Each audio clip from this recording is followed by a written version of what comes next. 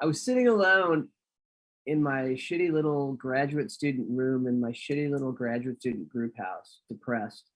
My heart had just been broken for the very first time, and I was sure that I would never get over it. The phone rang, and it was my friend Steve.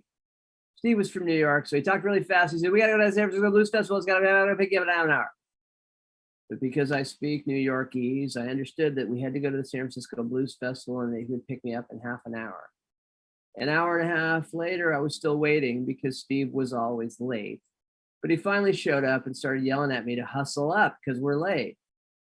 We drove to Fort Mason for the San Francisco Blues Festival. We spent a half an hour trying to find a place to park. And as we walked towards the entrance, several of Steve's friends ran up to us to give us the bad news that there were no more tickets available, that for the first time ever, the San Francisco Blues Festival had sold out. So we stood there stupidly milling around, trying to figure out what to do. There were no scalpers, but even if there had been, I didn't have the money to pay for a scalp ticket. And I probably would have left, but Steve was my ride, so I was stuck. All of a sudden, a woman came running up to us. It was Gail, Steve's housemate. And she was all excited, and she kept repeating the same thing. Mark Hansen, Mark Hansen. Who can be Mark Hansen? And we had no idea what she was talking about.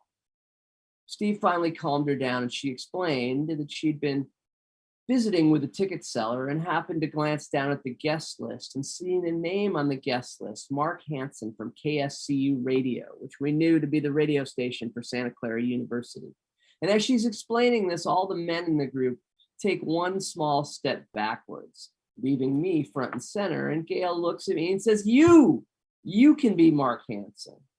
It's like Regina, I'm a Midwesterner. I'm from Minnesota, and where I come from, Mark Hansens are big, burly Swedish guys. I am none of those things. I was a slightly overweight Indian kid in those days. But with nothing left to lose, with my heart still broken, with myself plunged into deep sadness, I said, sure, I can be Mark Hansen. And I got into the line to the ticket booth, which in those days, again, it's the 1990s, it's before the internet. The ticket booth is just literally a shack, and the guest list is literally a dot matrix printout that the person in the ticket booth is staring at. And I'm waiting my turn, and I know that we're going to fail. I know that there's no chance that this scheme will succeed. And as my turn comes up, I suddenly have an idea. And I walk calmly and confidently to the front of the ticket line, and I say, I'm Mark Hansen from KSCU Radio. And there are supposed to be 4 backstage passes waiting for me. Now, objectively speaking, this was a stroke of genius because the question was no longer whether or not I was Mark Hansen. In fact, I was never once in this process asked for identification. But instead, the issue now was how many backstage passes is Mr. Hansen entitled to?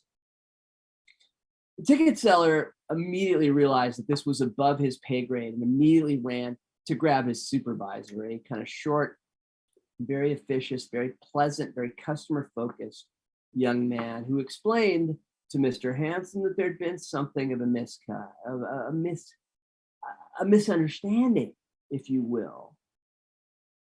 And I had this sense, however dimly in my brain, that I was the customer and that the customer was always right and that I was in a position of strength.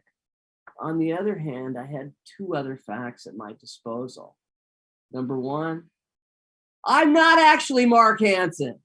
And number 2, time is not on my side. And when the supervisor signaled a willingness with his body language and his tone to compromise, I too suggested that I could probably work with them to come up with a solution. And after some further discussion, we agreed that Mr. Hansen could get by with just 2 backstage passes. Now, although there were 8 people in my group, I was actually a student of applied mathematics, but also of the Marx Brothers. And so I immediately came up with an algorithm that would enable us all to enter the venue. I went in first with Steve with 2 backstage passes. I got a spot front and center. In fact, the general public hadn't even been let into the venue yet. So I got a spot front and center. We put down our blankets, and Steve left with 2 backstage passes. And about 10 minutes later, he came in with Dave. Steve sat down with me. Dave left with 2 backstage passes, and about 10 minutes later, came back with Gail. And through this process, we brought the entire group in. cost-free. And once we were all assembled, I decided to partake in some of the benefits of backstage access. On my first trip backstage, a tall, dark-haired man in a very fancy suit came running up to me, and I thought the jig was up. I thought this was Mark Hansen. Instead, he smiled at me and introduced himself. He said, "I'm Art Agnos. I'm the mayor of San Francisco, and I want to welcome you to the Blues Festival. And I hope I can count on you for your vote in the upcoming election." And I shook his hand and I said, "You certainly can, sir," knowing I wasn't a San Francisco resident and couldn't vote anyway. On my second trip backstage, somebody handed me a paper plate and I fell into line and suddenly had a plate filled with soul food and a cocktail all on the house. And on my third trip backstage, before I could do anything else, everybody said, "Get in the tent, get in the tent." And with 50 or so of my new best friends, I found myself singing Happy Birthday to B.B. King, who was the headliner for the show. And somewhere in the middle of that song, I realized that I was no longer depressed or heartbroken. And I never expected that the Blues Festival would cheer me up. Thank you.